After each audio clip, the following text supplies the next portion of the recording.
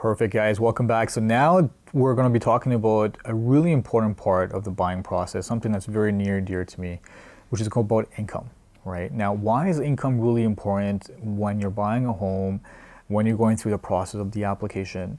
Is because most lenders, what they do is they kind of base your approval based on payments. So you're borrowing a loan, you're taking one of the biggest loans in your life, and you want to see, based on the information that they can gather, is if you can pay that back.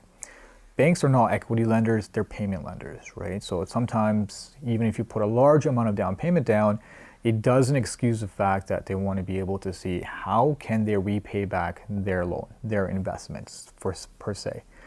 Now, so in this topic, we're going to talk about to see what is considered income, different sources of income, and I'll give you as many sources of income that I have come across, and then we'll talk about each to see what the benefit is.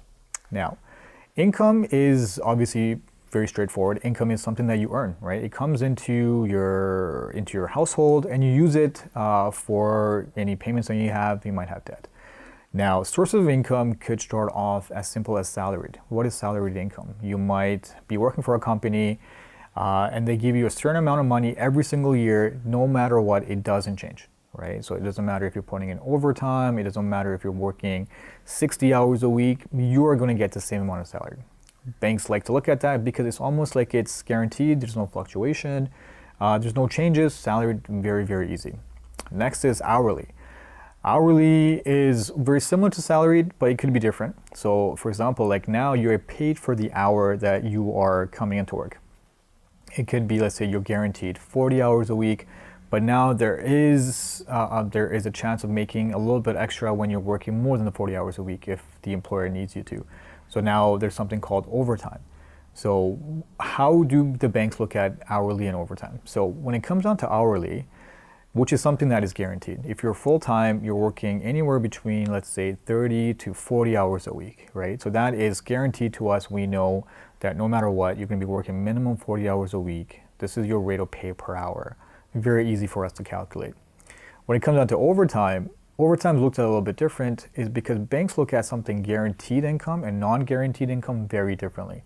Overtime is not guaranteed. Overtime is available when you're okay to work it or when the employer needs that time. So when it comes down to overtime, they want to take at least a 2-year average to see what is the last 2 years that you've worked the overtime. Is there a history of working overtime? And then they could try to use that into working into your ratios, into your calculations. Once again, banks always want to see guaranteed. That's the least amount of risk for them. So let's say you have 2 years of overtime, we can use it, great. Now, other thing is that people look into account is bonus income. Let's say you are on salary, you might be on hourly, and you've done an amazing job, you've surpassed your targets, your employer is going to give you a bonus. Once again, bonus is not guaranteed, right? So we'll look at the last 2 years. If you've gotten a bonus in the last 2 years and it's coming in very, let's say, consecutively, then something that once again the lender can take a look at to add that as income. Other sources of income could be commission. Let's say you're in a sales-oriented job and you have a commission structure for your pay, meaning is that you're paid and rewarded on your results. So once again, not guaranteed, goes back into the whole thing that we talked about, minimum 2 years, right? So if you have a commission structure, you have to provide 2 years worth or something that's going to be guaranteed to the bank. Some commission jobs actually have a base and commission on top. So in a separate scenario, they could probably, if you've been there less than 2 years, they could probably use the base amount and maybe not the commission. Once again, it really depends on your lender, what they can take into. Another really good source of income is seasonal. So let's say you work 1 season of the year or you work 2 seasons of the year. Once again, not all year round. Same thing. Seasonal is not considered to be guaranteed. So seasonals, once again, will go back into a 2-year average. So let's say you're on a probationary period and you want to apply for a mortgage. Does that mean you can't get approved? No, not at all. So technically what you want to look into, you might have worked for the last 3-4 years, or you might even work the last couple of years in a certain industry. And the new job that you've kind of working or the new job that you have gotten is in the same industry. Most banks can actually take a look in the last 2-year history that you have being in the same industry and use that for income. So just because you're on probation doesn't really mean at the end of the day that it cannot help you. Other sources of income could be rental income. Let's say you have an asset and you rent it out. It could be a home, it could be storage, it could be whatever. For rental income, they want to see it coming consecutively. So they could ask you for some kind of agreement that you have with the person who's renting it from you, and then maybe a couple of months of deposits into the account to confirm that's coming in. So that's how rental income can be confirmed. Then there is ways of using, maybe let's say you were in a previous relationship and now you're no longer in a relationship. So there's something called spousal or alimony payments or child support payments if you've had a child. We consider that as well. Once again, we'll look in and we'll ask for some kind of an agreement that you have. Court ordered usually is what the lenders would like to see. Once again, the least amount of risk for them if it's court ordered. And then also see what the court order payments say. And then once again, maybe 2 months of deposit going into the account. Another one will be child tax benefit. This is something that you get from the government when you have a certain income level.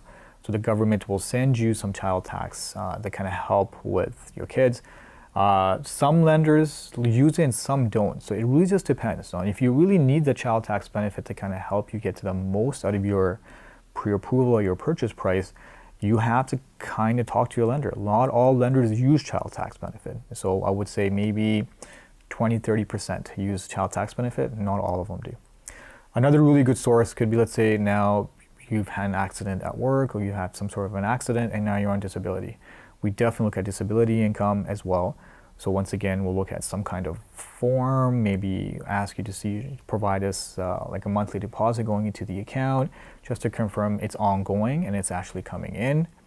Another really good source could be something like retirement income. You're not a first-time home buyer, but or you might be a first-time home buyer and you've never bought before, but you've retired and you're buying your first home at 60. Nothing wrong with that.